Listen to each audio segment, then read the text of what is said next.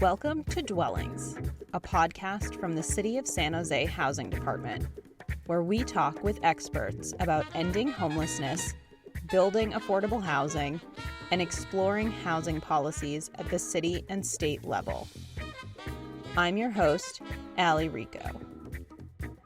On today's episode, I'm joined by Allie Cannington, Manager of Advocacy and Organizing at the Kelsey, and Jacky Morales-Ferrand, Director of the Housing Department, to talk about inclusive and disability-forward housing.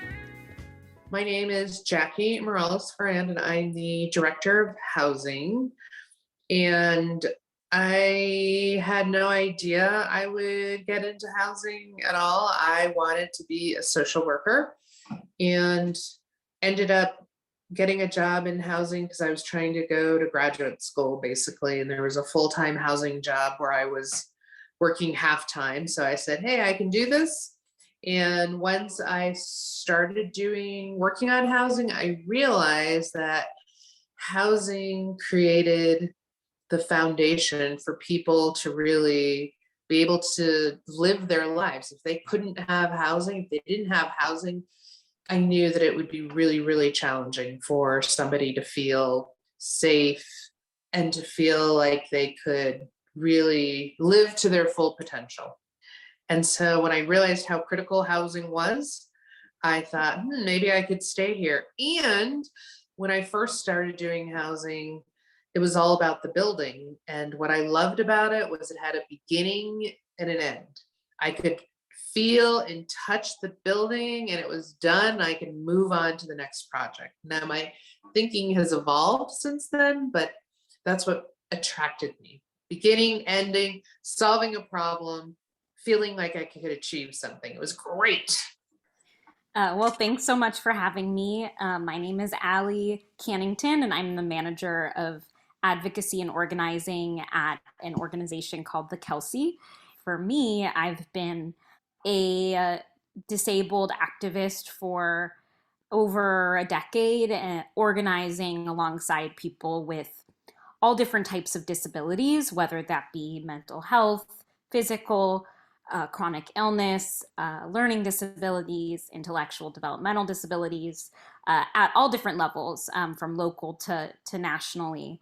And across the board, housing was always folks' one to top two issues most impacting their lives in a way that prevented them from living their best lives. And when I learned about the Kelsey, it was the first time that I had learned that there was an organization that was explicitly working on affordable housing and disability rights, and brought the need that I was listening to for so many years with solutions. I couldn't not take on the opportunity to join the team. And it's been one of the most incredible experiences to both be a part of a team that is led by people with and without disabilities, to be actually co-developing housing on the ground and having what we learn on the ground influence our policy change work. And here I am. So grateful to be here. Can you tell us what the Kelsey is, what its mission is, what the organization is doing? Yeah, so the Kelsey is a small, mighty, growing social impact organization that pioneers what we call disability-forward housing solutions. That we have a disability-forward approach, which I can explain in a little bit. And by using this approach and by implementing these disability-forward solutions, we open more doors to more homes that are affordable and opportunities for everyone. And so we do this in a dual mission approach. So we develop affordable, accessible, integrated, inclusive housing communities that are designed to scale. And we also lead organizing and advocacy efforts to create market conditions so that this type of housing can become the norm.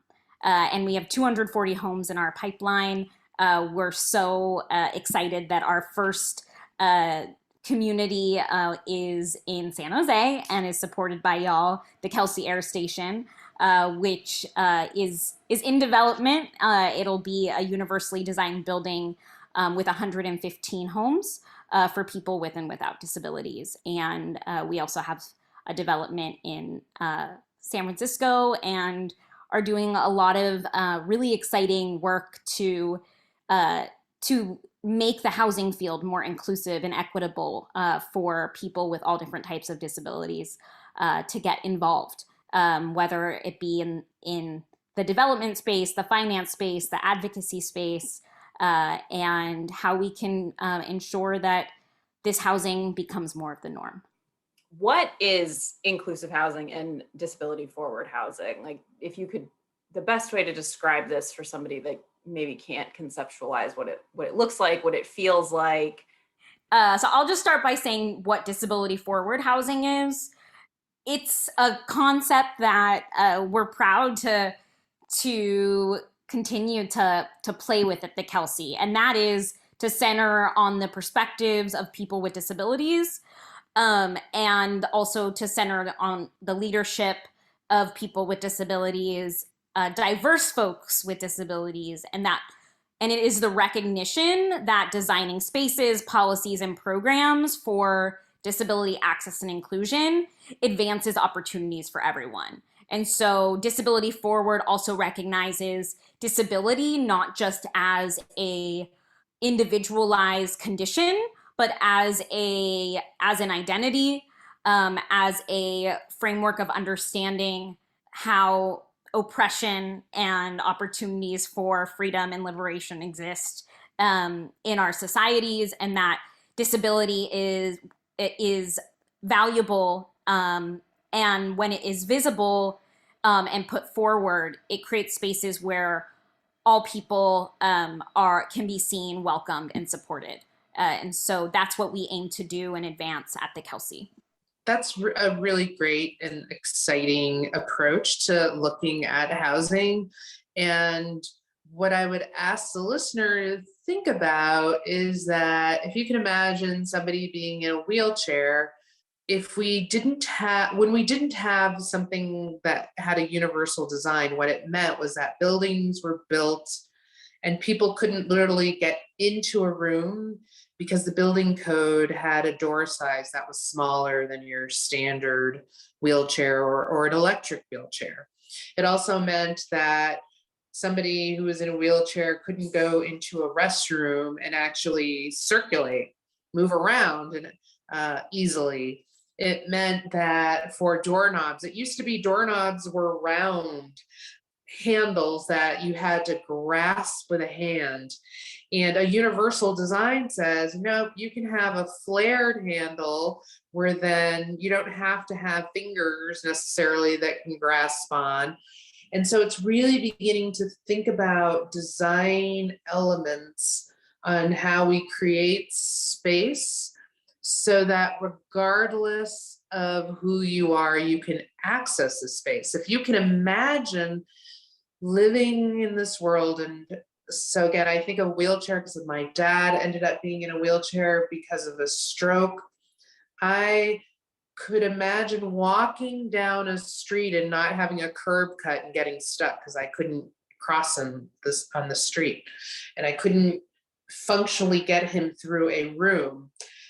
And the benefit, I think, when we think about creating these opportunities for people with disabilities, it also helps people who are not disabled. If I break my leg and or my arm's in a cast and I have to be able to function differently, or I have elderly parents who have to function differently. And so really the creative design modifications that we're now seeing, and we've been seeing for a while, benefit a so much broader group of people. And I think that's what also makes it wonderful, because it creates more inclusive housing for just a really broad group of people. Yeah, Jacky, you mentioned what we often call the curb cut effect, which is very in alignment with our concept of disability forward at the Kelsey, that like curb cuts were first made possible by disabled people using axes and hacking at the cement, because the cities both in Colorado and in California were refusing to make those curb cuts for the wheelchairs. And now, everyone benefits from those curb cuts. I just also want to touch a little bit on what at the Kelsey, how we define inclusion in terms of inclusive housing. And that is specifically housing that is not segregated, separated, or specialized. And that means for us that we are building homes for both future residents that are people with and without disabilities. And this vision of inclusion and practice of inclusion is really a response to a history and still a reality of disabled people being forcibly segregated, whether that be in institutions, nursing homes, certain types of group homes, where people with disabilities are limited in their ability to live their lives and experience immense amounts of discrimination. And for us, also inclusion means that the units and housing experiences are designed and operated in a way that all residents have access to the same quality of experience and the same opportunity in the homes throughout a given building. So we're excited to practice that in our developments, and also that inclusion is also to think about how we can not just center disability and the diversity of disability, but all of the intersecting identities that folks have, particularly folks who are people of color, who are migrant folks, who are LGBTQ, and of course, for disability, there's disproportionate numbers of disability that exist in other marginalized communities, and so our vision for inclusive housing has to be intersectional. Yeah, and I would say the old school, or maybe even the current school of how housing gets developed, is that the law says a certain percentage of the housing has to be fully accessible, and then you have to make another percentage of it where it has a universal design, so you could convert it if somebody needed it. But the reality is then the significant amount of the housing then is not convertible. It is not made to allow for an adjustment or any modification, or it would be very expensive. And so that creates limitations for people with disabilities to have access to certain housing. If this one building is a great building and more people want to live in it, it's going to limit the number of people who then have access to that particular building. So this vision of, can't we just build housing that has a universal design so that it can be modified if needed to allow for anyone to have access to every unit, instead of, again, placing limitations on it, which make it even harder, frankly, for people to find housing, because we've narrowed the pool. It's hard enough for somebody to find an affordable unit, and we've made it even more incrementally harder for people with disabilities because we've just lowered the number that are available. Allie, you kind of went into it a little bit, but you've both had experience working in building affordable housing, building inclusive housing. I guess, Jacky, we'll start with you because Allie went into it a little bit already. Where did you first start working on housing specifically for people with disabilities, and how did that then shape your ideas about how we build housing today? Sure. So I lived in Denver. I was the director of housing for Denver. And as Allie already said, Denver is one of the centers of, there's been a lot of activism around the issue. And somebody approached me and said, you're building a lot of affordable housing, and you're building it as you're required to build it, but that doesn't make it livable. would you be willing to come out and tour sites with me so that I can show you, while these developments meet the code, they are not in fact meeting the need. They're not designed to meet the actual needs of people. And so I started attending these tours, and it was clear she was absolutely right. We were meeting the letter of the law, but we were not meeting the needs of people in the community. And so that's when we really started organizing around how could we create in Denver a more responsive approach to having our buildings and our developers actually understand what we were trying to build, and how could we do more universal design versus limiting the units. And I have to say, at first there was just a lot of reaction against it. It's going to be too expensive. Nobody will rent it, because of some of the changes in the modifications that had to be made.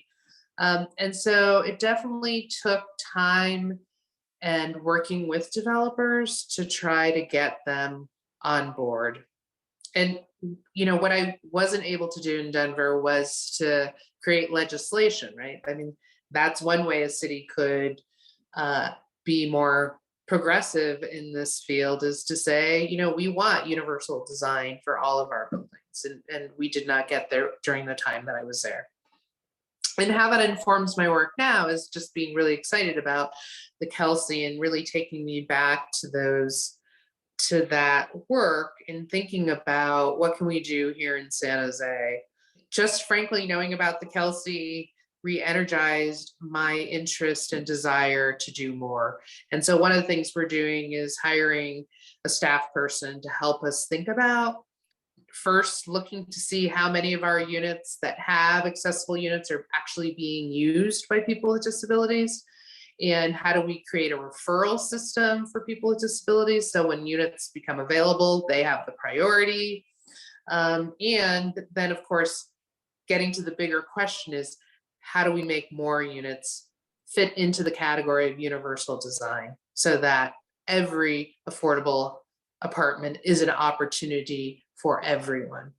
I'm so excited to hear about that, Jacky, and me too. And really, really eager to do what we can at the Kelsey to support the city in advancing this position and the different initiatives that may be possible. And I want to speak to two things really quickly. One is just to give ourselves a really stark statistic around the reality of our current housing stock, which is the fact that between 5 and 6% of our nation's housing stock is accessible to people with mobility or sensory disabilities. That means that 95% of our housing is not accessible to more than 15 million Americans. And I'm sure that number is an undercount. And, you know, there's a real opportunity with universal design, as well as like going beyond the minimum requirements of accessibility, in that not only do we want to center the people who have a diverse set of access needs right now, but also we want ourselves and our loved ones to be able to live and age in their own homes. And I just think that there's like so many compelling arguments to why both advancing universal design, and also I do think it is inevitable that we need to make sure that there are units that do cater to specific needs of people with disabilities. That I think eventually I envision like every building is every bathroom has the shower that is going to be accessible to anyone, including chair users. I'm not sure. I think that's the guiding light, for example. But how do we both like increase incentives to go beyond minimum requirements, and then also increase the requirements of accessibility? And that carrot and sticks approach that I've learned quickly in the housing development field is critical to progressing in our mission of creating more affordable, accessible, and inclusive homes. I want to add one thing that we've been talking a lot about: physical access, and like that is really important. And at the Kelsey, we really emphasize a cross-disability approach to not just design, but to how we prepare for our future application, our lottery, our operations. And when I say cross-disability, it means thinking about a diverse set of needs that people with all different types of disabilities may have. So whether that is folks with cognitive or intellectual developmental disabilities who will benefit more from certain types of lighting. That may also apply to folks who are deaf or hard of hearing. We also talk about how to design buildings with wayfinding tools so that people with all different types of disabilities, including someone who may be blind or low vision, will be able to navigate the space. And also, universal design in beyond just the physical building also looks like making sure that our leases and all of our documentations are not just in English and in the diverse set of languages that are spoken in the neighborhoods we're building in, but also that we have plain language lease agreements. And so I want to plug that we just launched the Housing Design Standards for Accessibility and Inclusion. And this is a set of design elements for multifamily housing across all areas of development, from design approach to physical spaces, material selection, amenities, outdoor spaces to on-site staffing. And it really applies across disability approach. And to go to your original question, Allie, like I really work at the Kelsey to ensure that, and they were already doing this, but to ensure that disabled people are co-leading and co-creating all of the efforts that we do. And that applies to these housing design standards, which I encourage your listeners to check out at www.thekelsey.org/design. And really excited to have these standards help to advance what we're talking about today. One of the things that I think is really important is when we've been talking about equity and inclusion, it really means going to people who've been doing the work. And I'm so excited to hear the approach that the Kelsey is using.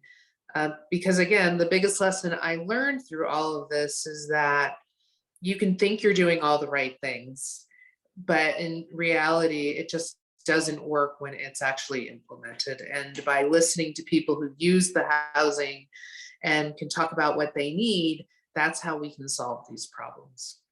We're in a huge housing crisis in this state and honestly in this country in general. How did we also end up in a housing crisis that is specific to the housing that we build for people with both physical and cognitive disabilities? First, we are where we are today because of a overt history of housing policy that really perpetuates both racism and ableism being the oppression against people with disabilities.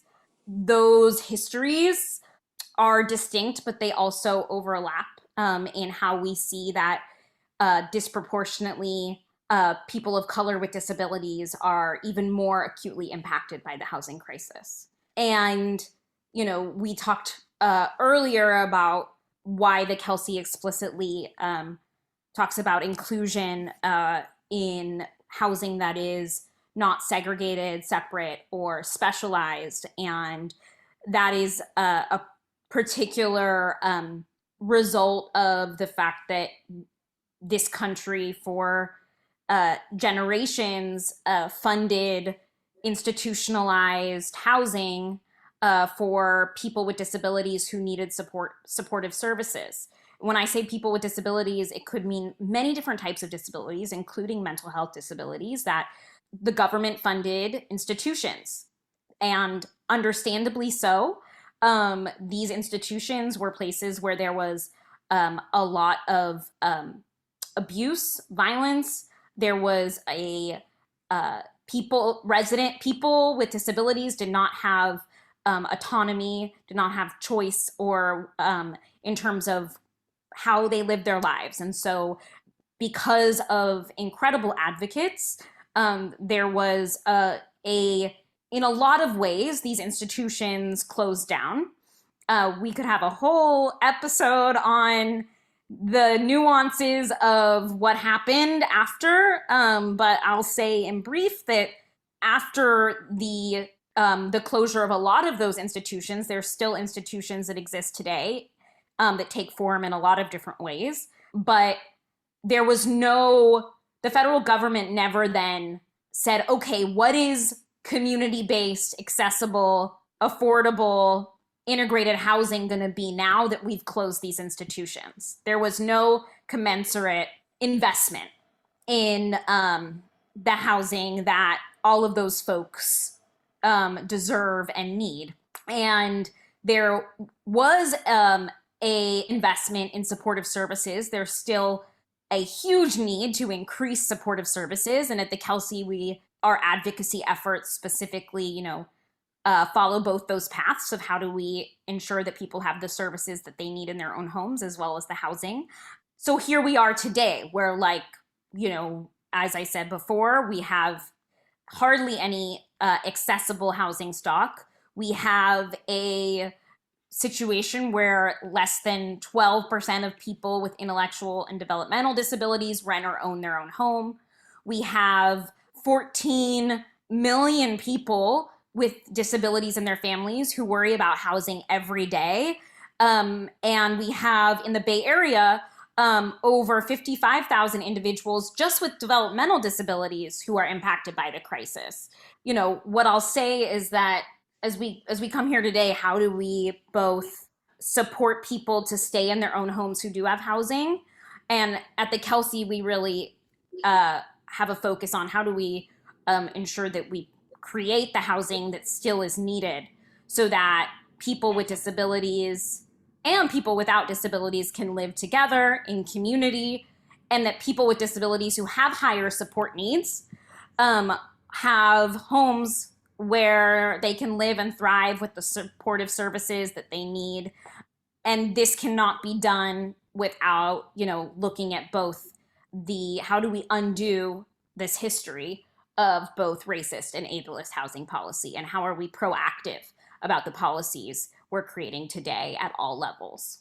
And the only thing I would add to that is, again, as you'd already said, we shut down all these facilities in the 80s because, when Reagan closed down facilities, and we didn't create a replacement housing.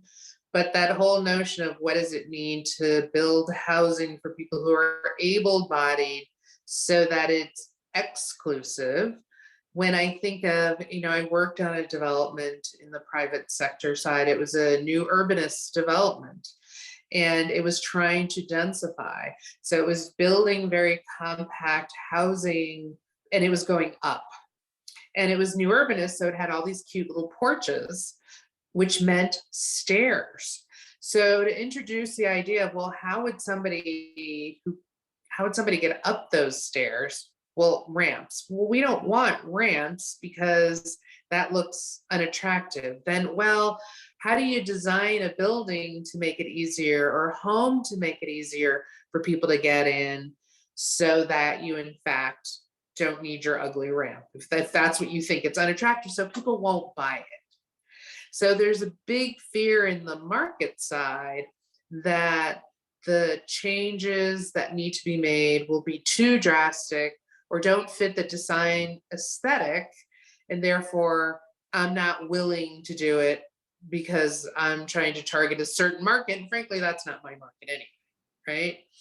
And it doesn't recognize what we've already said, is that it is most likely as we all age and we are living so much longer, our bodies are holding out so much longer, and people are getting more and more disabilities as they age. And so it is so narrow-minded to think that people don't want to stay. I know I have an aging mother. It's like, she's like, don't move me. I'm here with her now, 90 years old. And the last thing she wants to do is to be moved.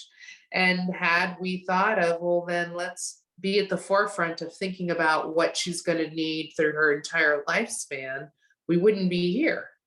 And that's the other piece of it. We need to be thinking about the market, especially the baby boomer market that is getting old, that there is a demand for first floor masters with bathrooms on the master floors.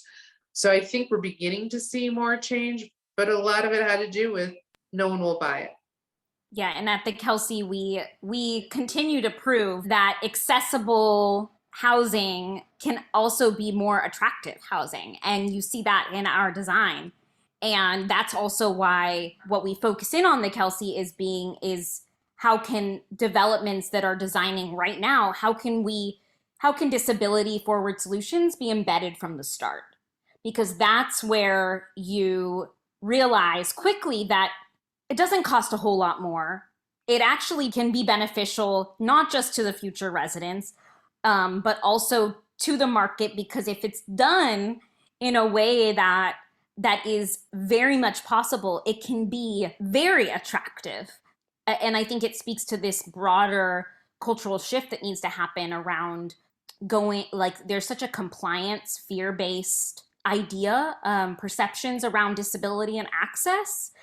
And we're not going to create the communities that we all wish to live in if that's the mindset we're going into it with.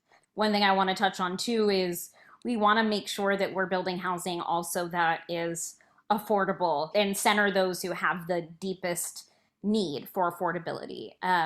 When, you asked earlier, like, how does this housing crisis disproportionately impact people with disabilities? And there's a disproportionate number of people with disabilities whose sole source of income is SSI, so supplemental security income. And there is no housing market in this country where anyone whose sole source of income is SSI, can they afford market rent? In San Jose specifically, you would need to spend 268% of one's SSI check, which is not possible for a one bedroom, and 233% for an efficiency unit. And so the Kelsey, both in our development as well as the policy changes that are needed, have to be inclusive to folks who need extremely low income units. And we're able to do that. But it's been so challenging, and we still have large gaps in funding because we have yet to have both the market conditions as well as the policy conditions that enable housing that can realistically be affordable to people with disabilities, including folks whose sole source of income is SSI.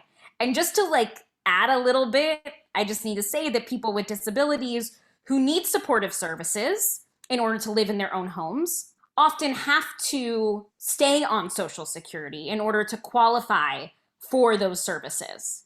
And so our system really creates a poverty trap for people with disabilities, and many folks, but particularly people with disabilities. And so we want to create community living for all people.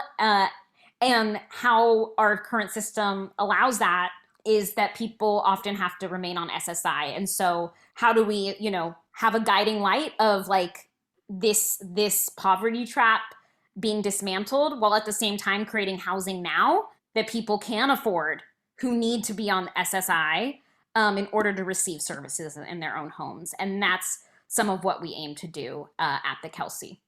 Can you just give us a sense of what an SSI payment is for one person in Santa Clara County? For your listeners, if you're curious, there's a really helpful project that is run by the Technical Assistance Collaborative called Priced Out, and it maps out the housing crisis for people with disabilities, particularly those who are living solely on SSI. And you can look at, so in 2021, in California, you can look at the housing market. So I'm looking at San Jose, Sunnyvale, Santa Clara. The SSI monthly payment is $954.71.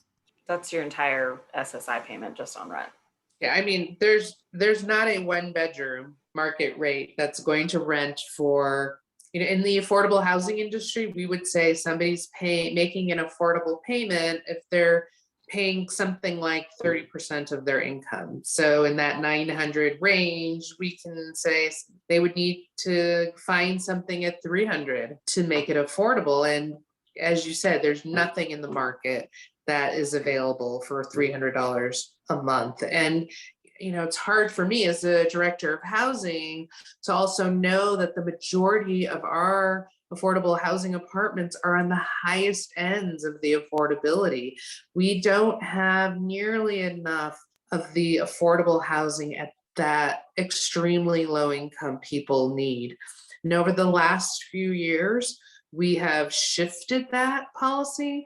But what it means, and I think why it's challenging for cities, because the numbers and the demand is so great, people get wrapped around how many units are you producing?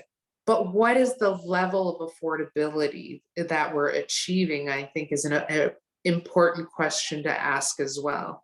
Because at some point, if all we did was affordable units at the highest end, because they also require the least amount of subsidy, we're never going to help or make a dent in addressing the issues that we've been talking about today. And that's why even within affordable housing, we really need to focus on the diversity of incomes, and why in San Jose, we've put a more focused approach on extremely low income. 45% of our funding is going towards extremely low income apartments because we are so far behind in producing these apartments that are so greatly needed. And just to follow on that, why is this type of housing, whether it's specifically for a disabled community or just affordable housing in general, why is this housing so expensive to build? All housing right now in the Bay Area is expensive to build. It's an issue of our land costs are expensive here because we're high demand areas. Our labor costs are expensive. There's a shortage of labor now. There's a shortage of materials. It costs less to construct when you build at a certain height, but if you really try to increase the density, you move from lower cost wood to more expensive steel. And it takes time, and time is money. And then affordable housing is even more expensive because you're not just borrowing from one bank. You have to use multiple sources of financing that requires attorneys and financial consultants. And so it just adds to the whole cost to the housing as well. And so there are just these multiple factors that continue to make it expensive. And we really need, as an industry in affordable housing, how to create more lower cost housing, but that is still quality housing. So of course, we're looking at modular housing, which is essentially built off site and then comes in and gets assembled on a site. There are certainly shared housing models where multiple people are living in one apartment.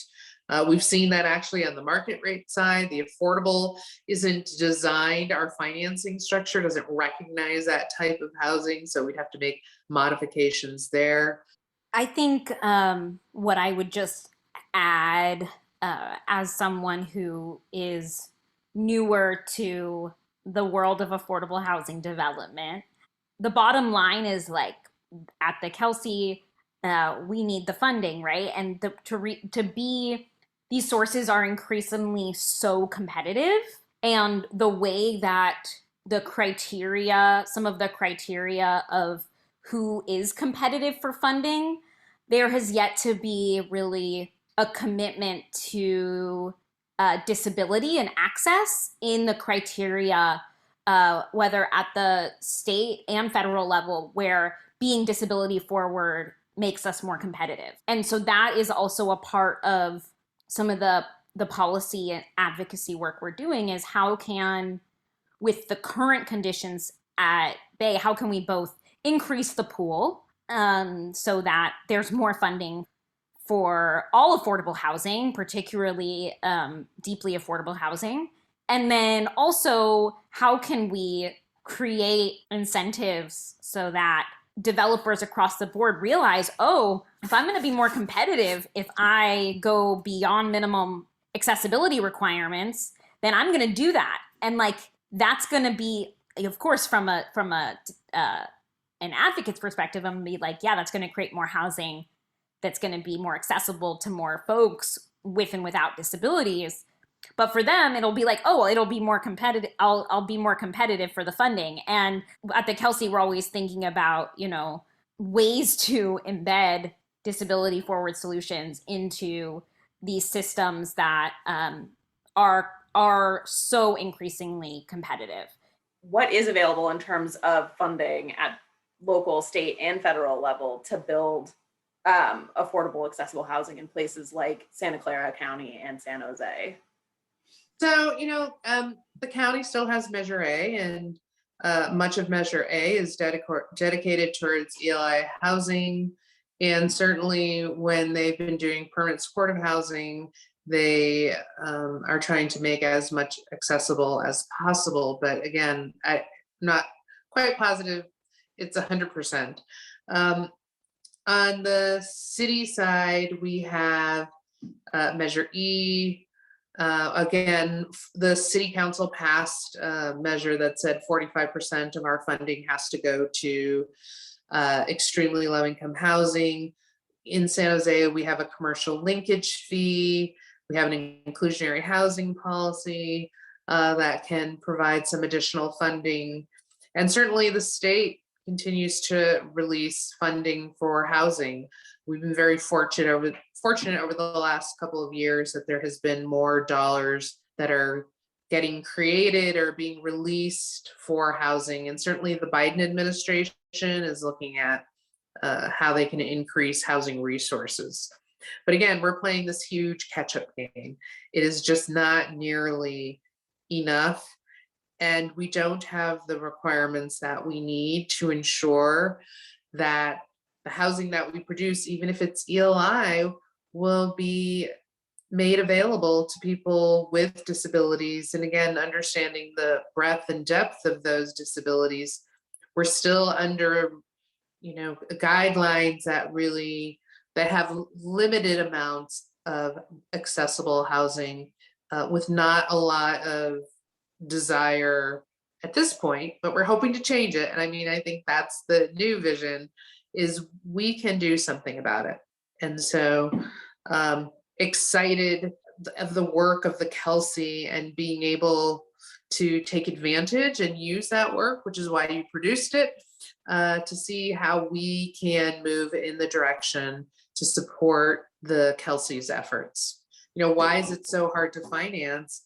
Why don't you talk about the Kelsey's experience in getting financing? You guys didn't get funded this last round, right? Yeah, and that was because of the flawed bond cap situation at the federal level with the low-income housing tax credit program, and we're hoping that it wasn't just the Kelsey, it was thousands, it was so many units across the state who were ready to be built, and they were stalled. And that means that another year or two goes by where those future residents don't have their future homes. And so, the state is doing its best to compensate for the flaws at the federal level right now. But for, the Kelsey Air Station and the Kelsey Civic Center, it's been, as you said,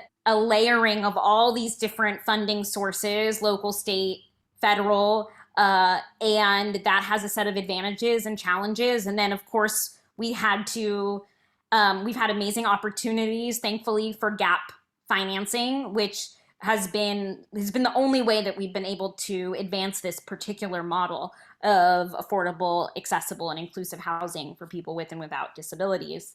And that has a range of income levels included, that include people with disabilities whose sole source of income is SSI. And so we're doing all we can to continue to get this housing up as soon as possible, and doing that advocacy needed so that it's not as challenging right now and in the future. Thanks so much to Allie and Jacky for joining me on today's episode. To learn more about the Kelsey, please visit their website at www.thekelsey.org. Thanks for listening to Dwellings, the City of San Jose Housing Department podcast. Our theme music is Speed City, composed and performed by Attain Charles. Thanks to San Jose Jazz for letting us use your music. If you like the show, please subscribe and share with your friends and family. If you're looking for more ways to get involved with housing and homelessness response, please check out the show notes. You can follow the Housing Department on social media. We're on Twitter and Facebook at SJ City Housing. If you have questions or comments about today's episode, please send them to housingcoms@sanjoseca.gov. Our artwork is by Chelsea Palacio. Dwellings is produced by me, Allie Rico, and Jeff Scott of the Housing Department.